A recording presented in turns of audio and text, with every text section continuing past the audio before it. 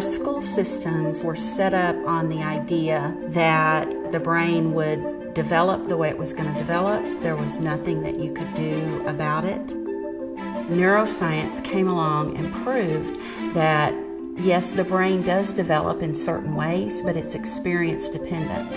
Every connection happens based on an experience, whether it's a good experience or a negative experience. The nature of poverty, the chaotic, stressful nature, is such that it is harmful to brain development in many cases. At home, a trauma-affected child may have parents that are so stressed out that the stress becomes toxic. In that toxic stress, most things don't happen the same way day after day. Children have this ingrained desire within them to learn, to create, to explore. What's important for us is to create an environment that is conducive to that exploration. We are quite different from childcare. Our job is to do the kind of brain development that enables a trauma-affected child to be self-regulating, able to stay in their chair in the classroom, in kindergarten, and learn.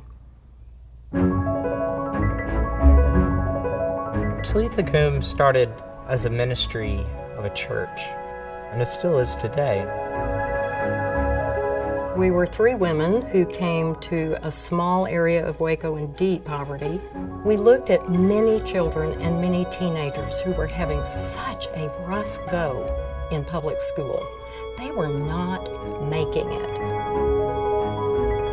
15 years ago, we knew that brain development was impacted by high levels of stress. What we didn't know was to the degree. Their teachers labeled them as bad children. And of course the children never wanted to go back, because who wants to be labeled as bad? We went down to the local public school, Sul Ross Elementary, and we said, what is your #1 problem with an entering kindergartner?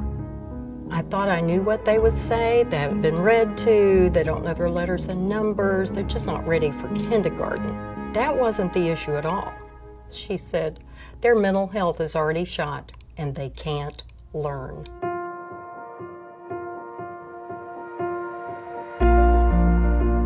At Talitha Koum, every child has a routine, and it's developed for them so that sequential experiences are a part of their life. When they come in the door here, they have a chair with their name on it. It is always in the very same place. Their cot is always in the same place. Everything here says to them, we are safe, we're stable, we have a routine. It turns out that one of the things that the brain really likes is patterned rhythmic activities. If you watch little children when they play, they roll around on the ground, they jump up and down, they hang upside down. We used to think that that was just childish behavior. Now we know that the brain is actually compelling children to move their bodies in certain ways. We also focused on the conflict resolution piece, which we call problem solving.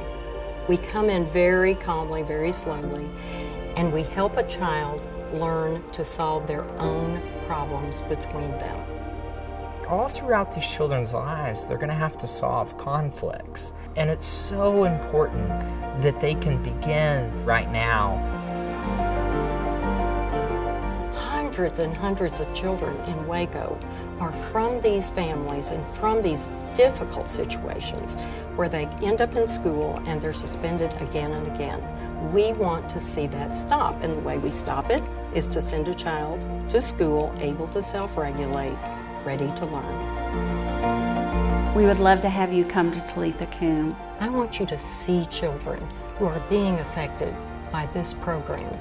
I think what we do here is special, and I think that we do it with special children. And seeing and smiling with them in and of itself is enough of a reason to come. In the ancient Aramaic, Jesus said the words, Talitha Koum, my child, rise up.